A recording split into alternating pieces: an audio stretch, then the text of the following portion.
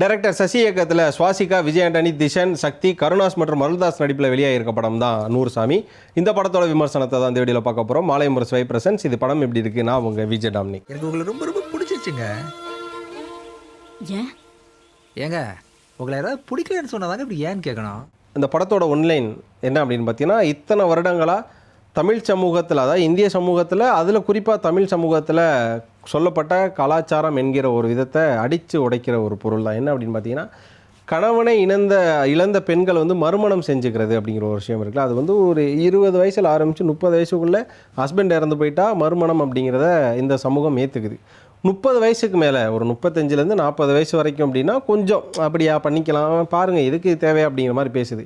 40 வயசுக்கு மேலே கணவனை இழந்த ஒரு பெண்மணி மறுமணம் செஞ்சுக்கிறதா இருந்தால் அதை அந்த சமூகம் எப்படி பார்க்குது, சமூகம் தாண்டி தான் கூட பிறந்த அண்ணன், அக்கா, தங்கச்சி எப்படி பார்க்குறாங்க, தன்னோட பசங்க எப்படி பார்க்குறாங்க அப்படிங்கிற ஒரு பார்வை இருக்குல்ல, அந்த பார்வையை உடைக்கிற ஒரு படம். அதுதான் இந்த படத்தோட ஒன்றே. அது மட்டும் இல்லாமல் சரி ஓகே, ஆஸ் அ ஸ்டோரியாக நம்ம சொல்லணும் அப்படின்னா, சின்ன வயசுலேயே கணவனை இழக்கிற சுவாசிகா, அவங்களுக்கு 2 பசங்க. அது ஒன்று பார்த்தீங்கன்னா திஷன் மூத்த பையனாக இருக்கார், 2வது பையன் யாருன்னு பார்த்தீங்கன்னா சக்தி 2வது பையனாக இருக்கார்.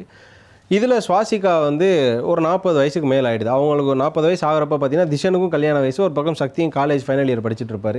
அந்த வயசில் தன்னோட அம்மாவுக்கு கல்யாணம் பண்ண, அதாவது சுவாசிகாவுக்கு கல்யாணம் பண்ணி வச்சுட்டு தான் நாங்கள் கல்யாணம் பண்ணிக்கோன்னு சொல்லி அவங்க 2 பசங்களும் அடம் பிடிக்கிறாங்க. சுவாசிகா கல்யாணம் ஆச்சா இல்லையா, சுவாசிகா யாரை கல்யாணம் பண்ணாங்க, இந்த கல்யாணத்துக்கு நடுவில் நடக்கக்கூடிய அந்த எமோஷனல் ட்ராமாஸ் என்ன, தமிழ் சினிமாவில் காலங்காலமாக காட்டக்கூடிய ஒரு கணவனை இழந்த பெண்ணுக்கு அந்த ஊரில் இருக்கக்கூடிய ஆண்களை என்ன மாதிரியான தொல்லைகளை கொடுக்குறாங்க, இங்கே ஒரு பொண்ணு மறுமணம் செஞ்சுக்கிறதுனால என்ன மாதிரியான விஷயங்கள் ஏற்படும், பெண் அடிமைத்தனம் எங்கே வெளிப்படுது, எங்கே உடைப்படுது அப்படிங்கிற ஒரு விஷயத்த பயங்கரமான டாக்காக எழுதி அதை வெளிப்படுத்தியிருக்காரு இயக்குனர் சசி. இந்த படத்துக்கு ப்ரொடியூஸ் பண்ணதுனாலே விஜய் ஆண்டனி தயாரித்த படங்களில் மிக முக்கியமான ஒரு படமாகவும் அவரோட ஃபிலிமோகிராஃபியில், அதாவது ப்ரொடியூசர் ஃபிலிமோகிராஃபியில் பின் பண்ணக்கூடிய ஒரு படமாகவும் இருக்கும் அப்படிங்கிறதுல எந்த ஒரு சந்தேகமே கிடையாது. படம் நகர்ற விதம், படம் ஆரம்ப ஃப்ரேம்லேயே பார்த்தீங்கன்னா ஒரு பரபரப்பு, ஒரு விறுவிறுப்புலாம் ஆரம்பிக்குது. சுவாசிகாவோட ஒரு ஃப்ரேமில் ஆரம்பிக்குது.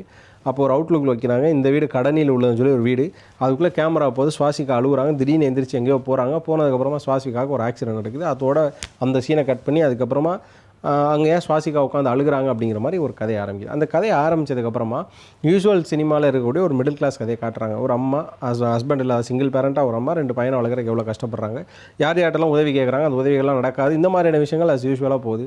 போனதுக்கப்புறமா சுவாசிகா அங்கே தான் ஒரு பின் வைக்கிறார். என்ன அப்படின்னு பார்த்தீங்கன்னா, சுவாசிகாவுக்கு மனசில் ஒரு ஆசை இருக்குது, நம்ம வந்து அடுத்த கல்யாணம் பண்ணிக்கிட்டா என்ன அப்படின்னு.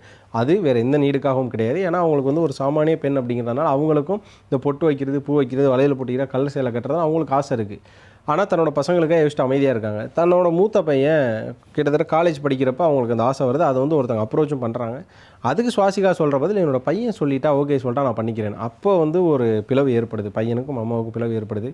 அப்போ சுவாசிகா ஸ்ட்ராங்காக முடிவு எடுக்கிறாங்க, ஓகே சாகிற வரை நம்ம பசங்களுக்காக நம்ம வாழ்ந்துடணும்பா, நம்ம வாழ்க்கையில் 3 ஆண் தான், நம்ம கணவன், அதுக்கடுத்து 2 பையன், அதுக்கு மேலே வேறு யார் வேணாம் அப்படின்னு சொல்லி ஒரு முடிவு எடுக்கிறாங்க.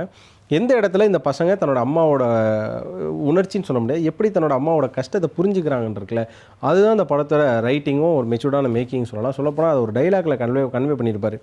ஒரு எலி கூண்டுக்குள்ளே எலி மாட்டியிருக்கும், அதை சுவாசிக்க எடுத்து காட்டுவாங்க. அந்த எலி கூண்டுக்குள்ளே மாட்டின எலி மாதிரி தான் எங்கள் அம்மாவும் 4 சவத்துக்குள்ளே மாட்டிக்கிறாங்க.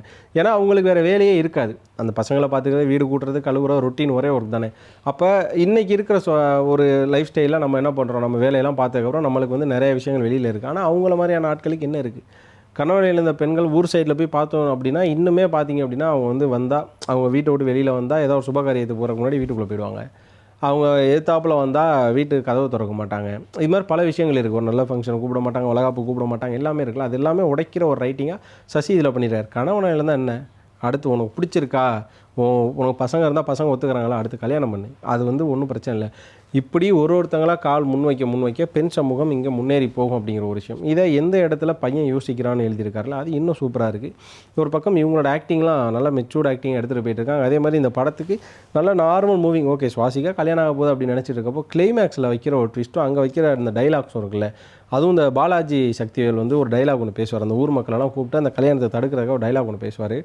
அதுதான் இன்றைக்கும் இருக்கக்கூடிய ஒரு பொண்ணு வந்து மறுமணம் செஞ்சுக்கிறதுக்கோ இல்லைனா கலப்பு திருமணம் செய்கிறதோ, ஜாதி சார்ந்து மதம் சார்ந்து வேறு ஜாதியில் கல்யாணம் பண்ணுறதுக்கு என்ன பிரச்சனைகளாக வருது, ஒரு பெண்ணு வந்து எப்போ நம்மளுக்கு கீழே இருக்கணும், எதுவரை நம்ம கீழே இருக்கணும் அப்படிங்கிறத பாலாஜி சக்தியும் ஒரு டீமும் பேசுவாங்க. அது வேணால் அந்த படத்தில் வில்லனுக்கான டைலாக இருக்கலாம். ஆனால் அதுதான் ரியாலிட்டி டைலாக். Slipper shot to the womanizers அப்படின்னு சொல்லலாம். உமனைசர் நாட் ஓன்லி உமனைசர், அதாவது வந்து எப்படி சொல்கிறது, சாவனிசம் பேசுவாங்கல்ல, பெண்கள் எனக்கு இணையமே கீழே தான் அப்படின்னு சொல்லி அவங்களுக்கு எல்லாருமே செருப்படியான ஒரு பதில். அதே நேரம் ஃபெமினிசம் பேசக்கூடியவங்க, ஃபெமினிசம்னா நீங்கள் தப்பாக பேசுகிறீங்க, ஃபெமினிசம்னா இதான் அப்படின்னு பேசுகிறவங்களுக்கும் நல்ல ஒரு பதிலாக இருந்த ஒரு படம் தான் இந்த நூறுசாமி. ஒரு பக்கம் பாலாஜி சக்திவேல் நடிப்பில் பட்டையை கிளப்பிட்டு இருக்கார், இன்னொரு பக்கம் பார்த்தீங்கன்னா அந்த பசங்க 2 பேர் சக்தியும் சரி திஷனும் சரி பயங்கரமாக பண்ணிகிட்டு இருக்காங்க. பாடினி குமார் அவங்களோட போர்ஷன் சூப்பராக பண்ணியிருக்காங்க. அது மட்டும் இல்லாமல் சுவாசிகா இந்த படத்தில் செப்பரேட்டாக பாராட்டக்கூடிய ஒரு 3 கேரக்டர்ஸ் இருக்குது. அந்த 3 கேரக்டர்ஸ் யார் யாருன்னு பார்த்தீங்கன்னா, ஒரு பக்கம் சுவாசிகா அவங்களுக்கு வந்து பெரிய கிரெடிட்ஸ் இருக்குது, அதை அப்புறம் வச்சுக்கோம். முதல்ல விஜய் ஆண்டனி செகண்ட் ஹாஃபில் தான் வராரு. இந்த படத்தில் இருந்த ஒரு எனக்கு பிடிக்காத விஷயம் என்ன அப்படின்னா, இது வந்து விஜய் ஆண்டனி படம்ங்கிற மாதிரியே போஸ்டரில் ப்ரொமோட் பண்ணுறாங்களே, அதில் எனக்கு உடன்பாடு கிடையாது. ஏன்னா இது வந்து சுவாசிகாவோட படம்.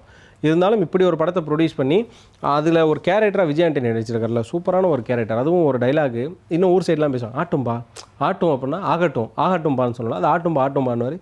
எப்படி ஒரு மனுஷன் ஜாலியாகவே இருக்க முடியும் அப்படின்னா, அதுக்கு அவர் சொல்லக்கூடிய நிறைய வார்த்தைகள் இருக்குல்ல, அந்த வார்த்தைகள் எல்லாமே விஜய் ஆண்டனியோட கேரக்டராக பரிச்சயப்படுத்தி நல்லா ஆழமாக நிற்க வைக்கிது. அது ஒரு பக்கம் சூப்பராக இருக்குது. 2வது கேரக்டர் யார் அப்படின்னு பார்த்தீங்கன்னா, இந்த படத்தில் வர கருணாஸோட கேரக்டர். கருணாஸ் ஒரு கட்டத்துலலாம் ஒரு பெரிய பிரச்சனை, சுவாசிகா வந்து எல்லாரும் திட்டி சண்டை போட்டுட்டு இருப்பாங்க. சண்டை போட்டுட்டு கருணாஸ் ரொம்ப காமாக இருப்பார். அப்போயே வந்து எனக்கு தெரிஞ்சது ஓகே தலைமை ஏதோ கோளாறு கொடுக்க போகிறாருன்னு. அதுக்கப்புறம் ஒரு கோளாறு கொடுக்குற கேரக்டர் இருக்குல்ல, என்ன தான் வந்து கூட போகிற தங்கச்சியாகவே இருந்தாலும் தன்னோட கௌரவத்துக்கு ஒரு விஷயம் தப்புன்னு தோணுச்சுன்னா அதை கொலை பண்ணுற கூட தயங்க மாட்டேன்னு சொல்லி கருணாஸ் எடுக்கிற ஒரு முடிவெல்லாம் பார்க்குறப்போ லிட்ரலி பயங்கரமான ஒரு ஆக்டிங் அப்படின்னு சொல்லலாம்.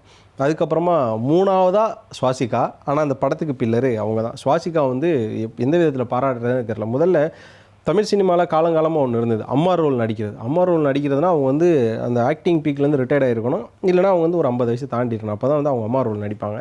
ஆனால் இப்போ ரீசெண்ட் டேஸாக பார்த்தீங்க அப்படின்னா சின்ன பசங்களுக்கு அம்மா ரோல் நடிப்பாங்க. உதாரணத்துக்கு ஐஸ்வர்யா ராஜேஷ் காக்கா முட்டையில் நடிச்சிருந்தாங்க, நம்ம நயன்தாரா நடிச்சிருக்காங்க, ஜோதிகா நடிச்சு அம்மாவாக நடிக்கிறது வேறு. ஆனால் ஒரு வயசு இருக்கிற பசங்களுக்கு அம்மாவாக நடிக்கிறது வேறு. சொல்லப்போனால் சரண்யா பொன்வண்ணன், வடிவுக்கரசி, நளினி, லக்ஷ்மி இவங்க எல்லாருமே பார்த்தீங்க அப்படின்னா அவங்க தான் வந்து ஒரு மெச்சூர்ட் பாய்ஸுக்கு மெச்சூர்ட் கேர்ள்ஸுக்கு அம்மாவை நடிச்சிருப்பாங்கல்ல.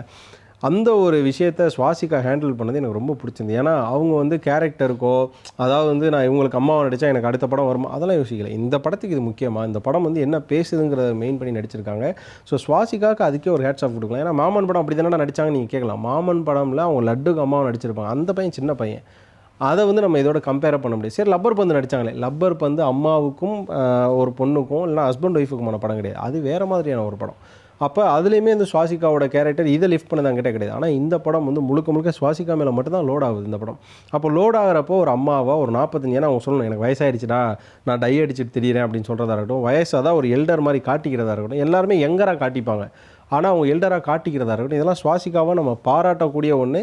சொல்லப்போனால் ஒன் ஆஃப் த ஓவர் ரேட்டட்னு சொல்லுவாங்க. ஓவர் ரேட்டடா அப்படின்னு கேட்டிங்கன்னா கண்டிப்பாக நடுவோம், ஆனால் அவங்க அண்டர் ரேட்டட் அப்படின்னு நான் சொல்லுவேன். ஏன்னா இது மாதிரியான ஆக்ட்ரஸை நம்ம வந்து ரீசெண்ட் டேஸாக நம்ம தமிழ் இண்டஸ்ட்ரியில் மிஸ் பண்ணுறோம். நான் அம்மாவை நடித்தா எனக்கு அடுத்த படம் எப்படி வரும், இதாக இருந்தால் எனக்கு எப்படி வரும், இது எப்படி நான் 2 பேருக்கு அம்மாவை நடிச்சு எப்படி இந்த கல்யாண ரோல் இதெல்லாம் எப்படி செட் ஆகும், அதெல்லாம் இல்லாமல் இன்றைக்கி ஒரு மெசேஜ் சொல்கிற படத்தில் நடிச்சிருக்காங்களே. ஸோ சுவாசிகாவுக்கு ஒரு ஹேட்ஸ் ஆஃப். நூறுசாமி ஒரு பேக்கேஜாகவே பார்த்தீங்க அப்படின்னா இந்த ஒரு ஜென்ரேஷனுக்கும் இந்த எராவுக்கும் தேவையான ஒரு படம். சொல்லப்போனால் இந்த டிகேட்டு, அது ஒரு 2 டிகேட்டுக்கு தேவையான படம், 10 வருடங்கள் 20 வருடங்கள் தேவையான படம். ஏன்னா இன் ரீசெண்ட் டேஸ் வந்து ஒரு ஹஸ்பண்ட் இழந்த ஒய்ஃப் இருக்காங்க, ஒரு 40 வயசு, அதாவது ஒரு அபோவ் ஒரு 25 to 40 ஏஜ் வரையும் இருக்காங்க அப்படின்னா, ஒரு ஹஸ்பண்ட் இழந்துட்டாங்கன்னா இன்றைக்கி இருக்கிற ஜென்சி அண்ட் 2Kல இருக்க நிறைய பசங்க நம்மளே கண்கூட பார்க்குறோம். எல்லாருமே அந்த ஆன்ட்டியை உஷார் பண்ணணும், அந்த ஆன்ட்டியை பார்க்கணும் அப்படிங்கிற மாதிரி வந்து அவங்கள ஆன்ட்டி ரோல் கொண்டு போய் அவங்கள வேறு மாதிரியான ஆங்கிள் கொண்டு போகிறாங்க.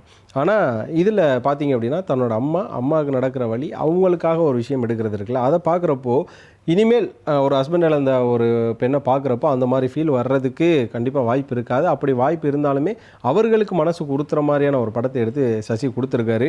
சொல்லப்போனால் இதில் வந்து சில பாசிட்டிவ் அண்ட் நெகட்டிவ்ஸ் இருக்குது. முதல்ல பாசிட்டிவ் வந்து இந்த படத்தோட கதை, இந்த படத்தில் நடித்த விதம், இந்த படத்தை எலிவேட் பண்ணி எடுத்துகிட்டு போனது, இது மாதிரியான விஷயங்கள் பாசிட்டிவாக இருந்தாலும் நெகட்டிவாக சில விஷயங்கள் இருக்குது. அன்வான்ட் யூடியூப் கேரக்டர்ஸ், ஆனால் அவங்க வச்சு அவங்க கிளைமேக்ஸில் போஸ்ட் பண்ண விதம்லாம் ஓகே தான், பட் ஸ்டார்டிங்கில் கொஞ்சம் கிரிஞ்ச் அடித்த மாதிரி இருந்தது. அதுக்கப்புறம் படத்தோட லென்த் இன்னும் ஒரு 10 நிமிஷம் வந்து படத்தை ட்ரிம் பண்ணியிருக்கலாம். அதுக்கப்புறமா அந்த கேஸ்டிசம் சார்ந்து நீங்கள் டைலாக் பேசுகிறப்ப அதை இன்னும் பவர்ஃபுல்லாக வச்சுருக்கலாம். சசி வந்து ஒரு விஷயத்தை உடைக்க ட்ரை பண்ணிட்டாரு, இன்னும் போல்டாக உடச்சிருக்கலாம் அப்படிங்கிற ஒரு விஷயம் இருக்குது. அதெல்லாம் தாண்டி விஜய் ஆண்டனி படம் இதுவான்னு கேட்டிங்கன்னா கண்டிப்பாக கிடையாது. இது வந்து சுவாசிகாவோட படம். விஜய் ஆண்டனியோட ஃபோட்டோ போட்டு எதுக்கு போஸ்டர் போட்டு இவங்க வந்து இவ்வளோ பப்ளிஷ் பண்ணுறாங்கன்றது தெரில. விஜய் ஆண்டனி இதை முன்னின்னு சொல்லிடலாம். இது மாதிரியான சின்ன சின்ன விஷயங்களை தவிர இந்த படம் one of the best film in 2026. அது மட்டும் இல்லாமல் தமிழ் சினிமாவில் பின் பண்ணக்கூடிய அளவு ஒரு நல்ல படம். விஜய் ஆண்டனியோட ஃபிலிமோகிராஃபிலையும் பின் பண்ணக்கூடிய ஒரு நல்ல படம். சுவாசிகாவோட ஃபிலிமோகிராஃபியில் பின் பண்ணக்கூடிய மிக முக்கியமான படமாகவும் இந்த படம் இருக்கும். உங்களுக்கு நூறுசாமி எப்படியாப்பட்ட அனுபவத்தை கொடுத்தது, நூறுசாமி பார்த்து யாரெல்லாம் எமோஷனல் அட்டாச் ஆனீங்க? சொல்லப்போனால் இது பேஸ்ட் ஆன் ட்ரூ இன்சிடென்ட் சொன்னாங்க. அந்த ட்ரூ இன்சிடென்ட்டில் இருந்தவங்க இது மாதிரியான வாழ்க்கையை பார்க்குறப்ப அவங்க எவ்வளோ பாதிக்கப்பட்டிருப்பாங்கன்னு சொல்லி உங்களுக்கு தோணுது அப்படிங்கிற எல்லா கருத்துக்களையும் கண்டிப்பாக கமெண்ட்டில் சொல்லுங்கள். இந்த வீடியோ பிடிச்சிருந்தா லைக் பண்ணுங்கள், ஷேர் பண்ணுங்கள். மறக்காமல் மாலை முரசு வைபை சப்ஸ்கிரைப் பண்ணிவிட்டு பக்கத்தில் இருக்க பெல் ஐக்கானை கிளிக் பண்ணிக்கோங்க.